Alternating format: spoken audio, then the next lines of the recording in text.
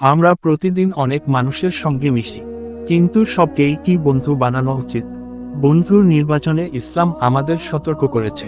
রাসূলুল্লাহ সাল্লাল্লাহু আলাইহি ওয়াসাল্লাম বলেছেন, এক ব্যক্তি তার বন্ধুর দিনের উপর থাকে। সুতরাং তোমাদের মধ্যে কেউ যেন দেখে সে কাকে বন্ধু বানাচ্ছে। হাদিস সুনান আবু দাউদ 4833। আর এক হাদিসে নবীজি বলেন, ভালো ও খারাপ সঙ্গীর উপমা হলো যেমন একটি মিশুক বিক্রেতা আর কামারের হুই। মিশুক বিক্রেতা হয় তোমাকে সুঘ্রাণ দেবে, নয়তো তোমার কাপড়ে লাগিয়ে দেবে, নয়তো অন্তত তার ঘ্রাণ পাবে। আর কামার হয় তোমার কাপড় পুড়িয়ে দেবে, নয়তো তার খারাপ গন্ধ পাবে। হাদিস সহিহ বুখারী 5534।